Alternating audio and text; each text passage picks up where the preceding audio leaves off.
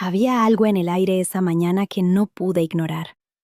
Una especie de tensión silenciosa que se pegaba a las paredes del pasillo como humedad antes de la lluvia. Llevaba esa carpeta entre mis brazos, apretada contra el pecho como si fuera lo único estable en ese momento, cuando de repente se me escapó de las manos.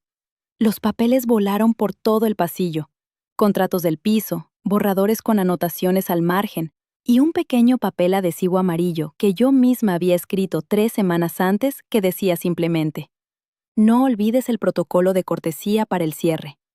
Me agaché para recogerlos uno por uno, y fue exactamente en ese momento cuando lo escuché. Mi nombre, saliendo de detrás de la puerta de la sala de juntas. No escuché la frase completa, solo mi nombre, pronunciado con esa cadencia específica que tienen las conversaciones que no estaban destinadas a ser escuchadas. Y luego el sonido de una silla arrastrándose sobre el suelo. No necesité escuchar más. Ya sabía lo que se venía. Mi nombre es Valentina Reyes y en ese entonces tenía 29 años. Había trabajado durante 6 años en el Grupo Águila del Pacífico, una firma con presencia internacional que sonaba impresionante en papel y que en la práctica era exactamente lo que parecía. Una empresa que sabía muy bien cómo verse importante, pero no siempre entendía qué era lo que realmente la sostenía. 6 años pueden parecer poco hasta que entiendes el contexto. Entré directo de la universidad, ya hablaba japonés con fluidez antes de mi primer día y había dedicado cada uno de esos 6 años exclusivamente a las relaciones comerciales con el mercado japonés. Mi título oficial era coordinadora de enlaces senior, que en el mundo real significaba que yo era la persona que hacía que las cosas realmente ocurrieran cuando la empresa quería hacer negocios en Japón. Crecí en la Ciudad de México.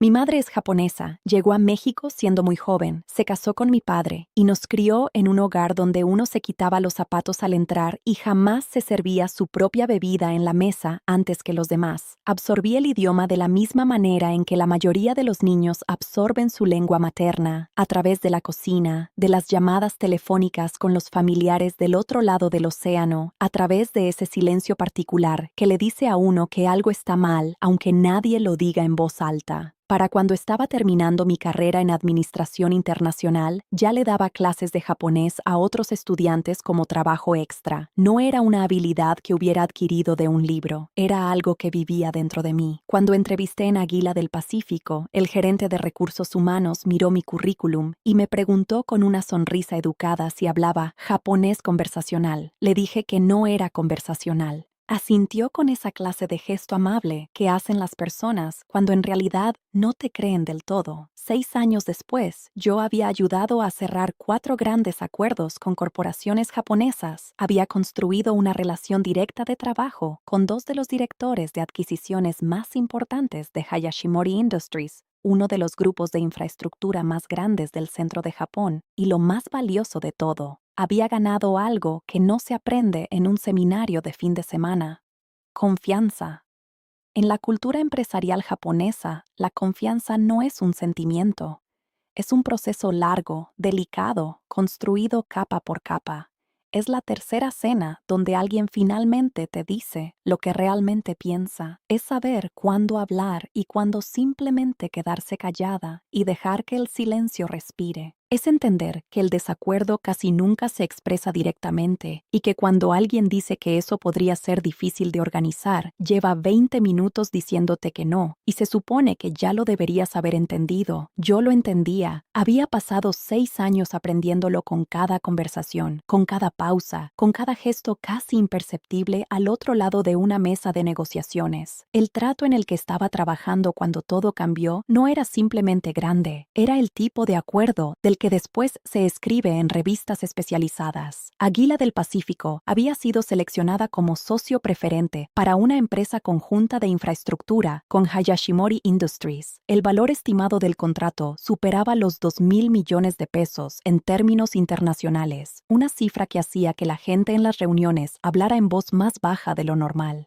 Habían sido 14 meses de negociaciones. 2 viajes a Tokio, 1 a Osaka, donde comí el mejor ramen de mi vida a las 11 de la noche, después de una cena que se había extendido 3 horas más de lo previsto. y una cantidad enorme de comunicación cuidadosa, milimétrica, casi artesanal. Estábamos a 3 semanas de la firma final cuando llegó él. Su nombre era Rodrigo Castellanos y lo habían traído desde una firma en Monterrey que se especializaba en lo que él llamaba arquitectura de negocios de alta velocidad.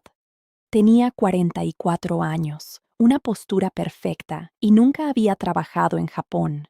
Había trabajado en acuerdos importantes en Miami y en Dubái, cosa que mencionaba frecuentemente y que, aprendí muy rápido, él consideraba suficiente para entender toda la región y todas sus culturas, como si Asia fuera un solo lugar, como si la cultura empresarial japonesa y la cultura de un hotel de lujo en los Emiratos fueran intercambiables. Su primera semana me pidió que le enviara un resumen de todas las negociaciones activas relacionadas con Japón. Le mandé 60 páginas de notas detalladas, cronogramas anotados e historiales de relaciones. Me respondió con una sola línea. Perfecto, nos vemos el jueves para sincronizarnos. En esa reunión del jueves, se sentó a la cabecera de la pequeña sala de conferencias, fue pasando mis notas en su laptop sin levantar la vista y dijo: entonces, ¿cómo vamos con lo de Hayashimori?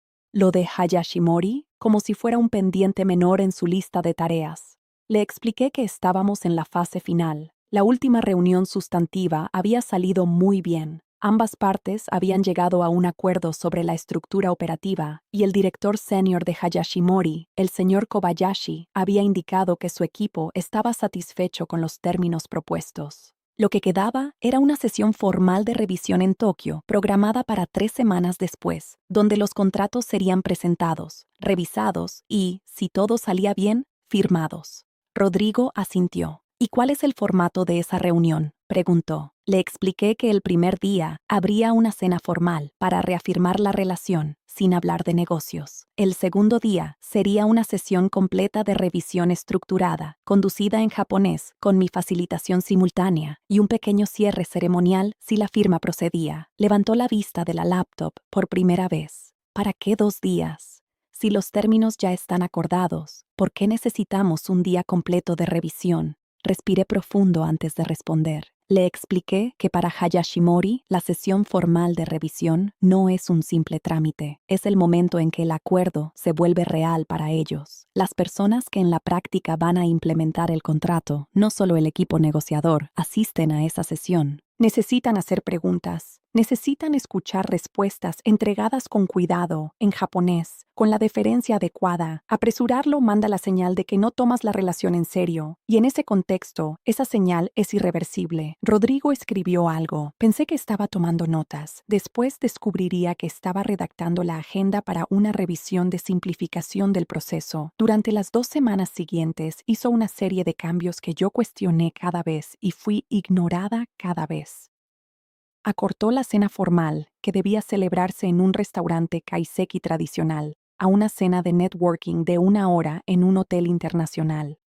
Reemplazó la sesión del segundo día en japonés, con una presentación de 2 horas en español. Conseguiremos intérpretes, dijo, como si los intérpretes y yo fuéramos lo mismo, como si 6 años de historia relacional fuera un servicio que uno puede contratar por horas y devolver cuando termina la reunión. Y entonces, 9 días antes de que saliéramos para Tokio, me llamó a su oficina. Tenía impreso un organigrama. Mi posición estaba marcada con un recuadro rojo. Valentina, dijo, he estado revisando la estructura del equipo y creo que tenemos cierta redundancia. Tu rol queda en una zona gris entre el desarrollo de negocios y el soporte administrativo. Y en adelante, creo que podemos redistribuir esas funciones de manera más eficiente. Miré el organigrama. Luego lo miré a él. «Me estás despidiendo», dije. «Estamos reestructurando», respondió. «No es nada personal. Quiero decirte que respondí con algo poderoso e inolvidable. No lo hice. Me quedé sentada por un momento con esa quietud particular que llega cuando algo tan absurdo ocurre, que el cerebro necesita unos segundos extra para confirmar que en efecto es real».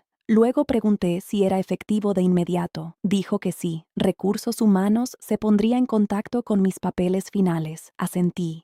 Le agradecí haberme avisado y caminé de regreso a mi escritorio. Puse mis cosas en una bolsa, me despedí de 2 colegas que me miraron con horror visible y salí del edificio. Lo que no dije al salir fue esto. No mencioné que el contrato con Hayashimori contenía una cláusula de continuidad de relación, una disposición insertada a solicitud del señor Kobayashi durante nuestro segundo viaje a Tokio, 18 meses antes, que estipulaba que Águila del Pacífico mantendría al mismo personal de enlace durante toda la negociación y por un periodo mínimo posterior a la firma. Estaba en el apéndice C, párrafo 4. Kobayashi había sido muy específico al respecto. Sus palabras exactas, que yo había traducido y registrado, eran que él no deseaba construir una casa con un equipo y luego recibir las llaves de parte de extraños. No mencioné que sin mí en esa sala en Tokio, nadie en Águila del Pacífico podría leer el subtexto de las respuestas del señor Kobayashi. Nadie sabría que cuando él inclinaba levemente la cabeza hacia la izquierda y hacía una pausa antes de responder, estaba incómodo. Nadie sabría que su segundo al mando, un hombre más joven llamado Ito, tenía el hábito de señalar preocupaciones a través de preguntas que sonaban como aclaraciones. Nadie sabría ninguna de las 100 cosas pequeñas que yo había pasado 6 años aprendiendo. Y tampoco mencioné, y esta es la parte en la que más he pensado desde entonces,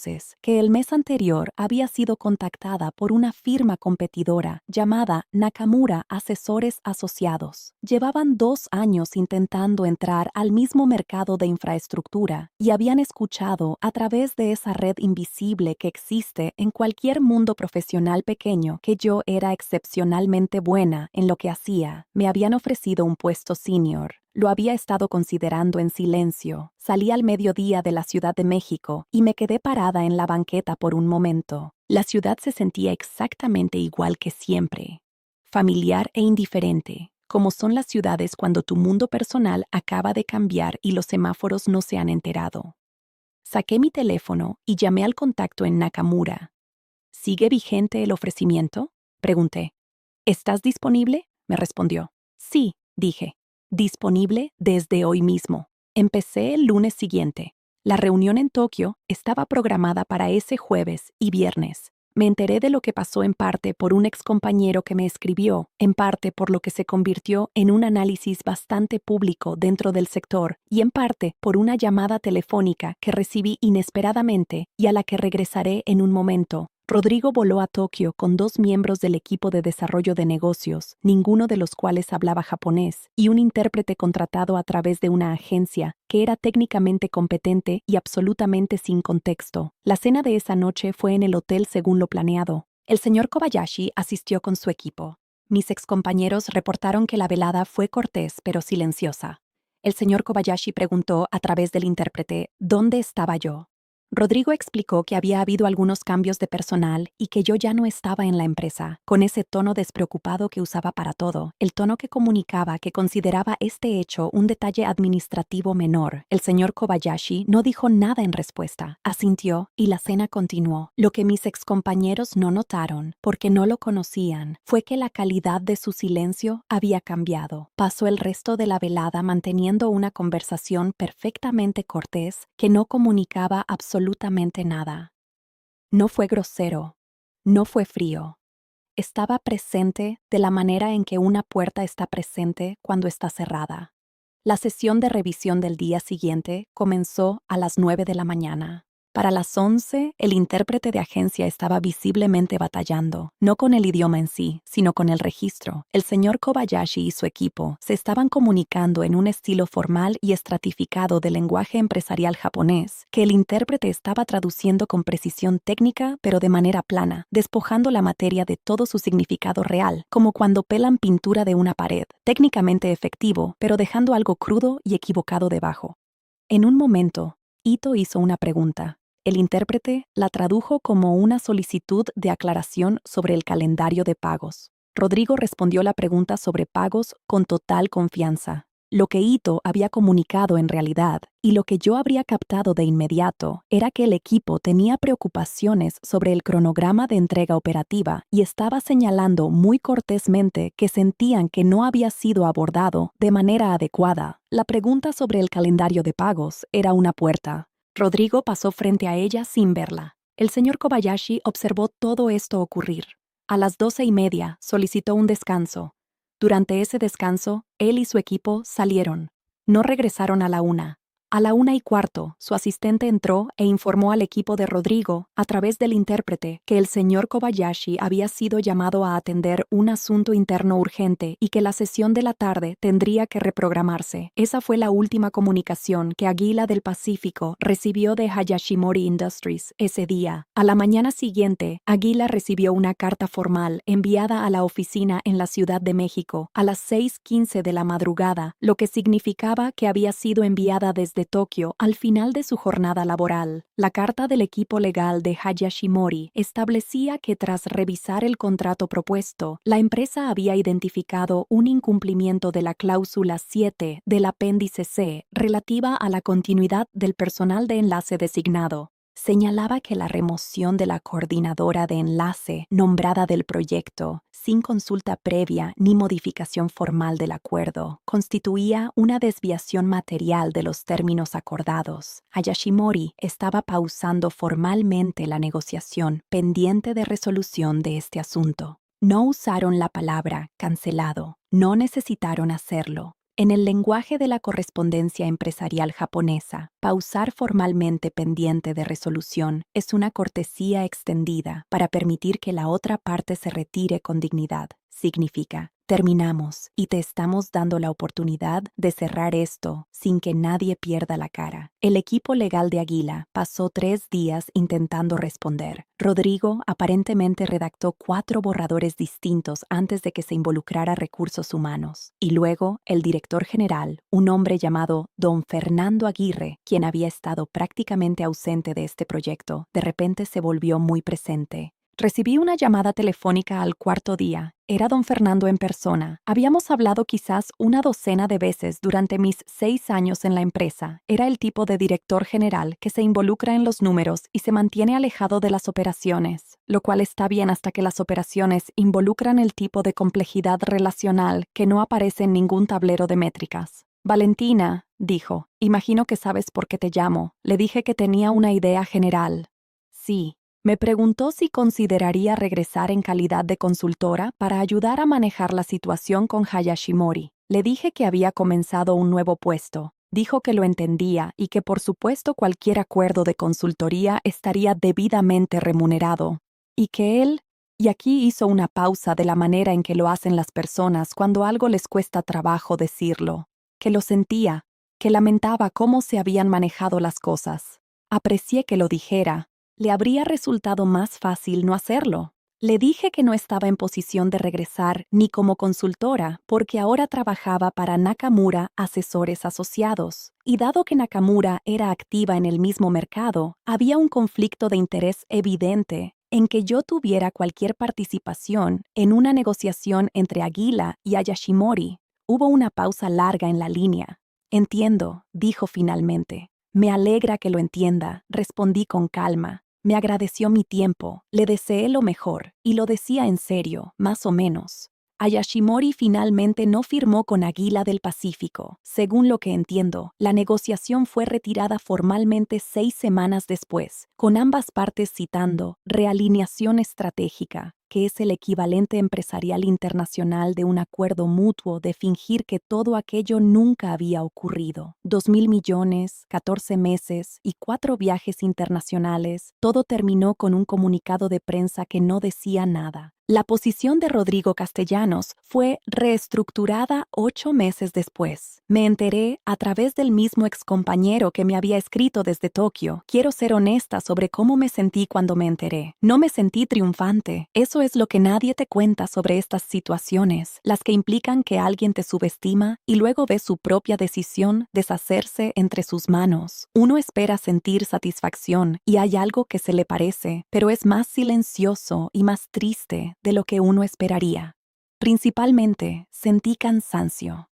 Y luego sentí gratitud, porque estaba sentada en mi nuevo escritorio en Nakamura, 3 meses dentro de un puesto que era mejor en todos los sentidos que el que había dejado. Y la vista desde ese escritorio era genuinamente más bonita. La relación de Nakamura con el mercado japonés ha crecido significativamente desde que me uní. Tenemos 3 asociaciones de infraestructura activas que estaban en etapas tempranas cuando llegué. Una de ellas, que se firmó el año pasado, es con un grupo de construcción mediano que Hayashimori nos había recomendado, lo cual te dice algo sobre cómo el mundo profesional te regresa lo que sembraste cuando construiste relaciones genuinas en lugar de transaccionales. El señor Kobayashi y yo seguimos correspondiéndonos ocasionalmente, no sobre negocios, sino ese tipo de mensajes breves y formales que son su propio lenguaje. Una nota en Año Nuevo, un mensaje corto cuando su empresa anunció una nueva fase de proyecto. En el último que me envió, mencionó que su hija menor había comenzado la universidad. Le mandé una nota de felicitaciones. Respondió con una sola línea que en español vendría a significar algo como: la semilla plantada con cuidado crece a su propio tiempo. He pensado en esa frase más de lo que probablemente debería. Si pudiera regresar al momento en que salí del edificio de Águila con mi bolsa y mis preguntas sin respuesta, creo que haría exactamente lo mismo. No porque el silencio fuera una estrategia. Quiero ser clara en eso. No dejé de mencionar el apéndice C como un movimiento calculado. Lo dejé sin mencionar porque en ese momento, saliendo de un edificio donde me acababan de decir que era prescindible, no estaba pensando en el trato. Estaba pensando en mi propia dignidad. Estaba pensando en que me acababan de dar la evidencia de que este no era un lugar que valoraba lo que yo sabía y que iba a actuar en consecuencia. El trato se derrumbó no porque yo retuviera algo, se derrumbó porque alguien tomó una decisión basada en la creencia de que la experiencia es una mercancía, que las relaciones son transferibles, que el trabajo de entender otra cultura profundamente es algo que puedes subcontratar a último momento sin consecuencias. Yo tenía 29 años cuando esto ocurrió. Soy mayor ahora y trabajo con muchas personas jóvenes que están navegando dinámicas similares. Esa experiencia de ser subestimada, de que la cosa en la que genuinamente eres mejor sea descartada como algo secundario o reemplazable. Si hay algo que vale la pena compartir de todo esto, es esto. Tu conocimiento tiene peso, aunque nadie lo esté midiendo. Las personas que no pueden ver tu valor y las personas que no pueden ver el valor de lo que haces no son el mismo problema y requieren respuestas distintas. Pero en ambos casos, la respuesta no es hacerte más pequeña para caber en su comprensión de lo que vales. Construye las relaciones que son reales. Haz el trabajo que es real. Permanece el tiempo suficiente en un lugar, en una disciplina, en un contexto cultural para entenderlo en profundidad. Porque la profundidad es lo que no se puede replicar rápidamente. Y en un mundo que cada vez más cree que la velocidad es la única métrica, la profundidad es una ventaja que la mayoría de las personas ya ni siquiera intenta desarrollar. Y si alguien te dice que puede reemplazarte en cualquier momento, sonríe, recoge tu bolsa y déjalo intentarlo. Los resultados hablan por sí solos. Casi siempre lo hacen. Y casi siempre mucho más rápido de lo que cualquiera espera. Oye, si esta historia te llegó al corazón o te recordó algo que tú misma has vivido, me encantaría saber en los comentarios. ¿Alguna vez alguien subestimó lo que sabes hacer y terminó arrepintiéndose? Cuéntame. Y si quieres seguir escuchando historias como esta, de mujeres que no necesitaron gritar para que el mundo las entendiera, ya sabes qué hacer. Dale like, suscríbete y nos vemos en el siguiente video.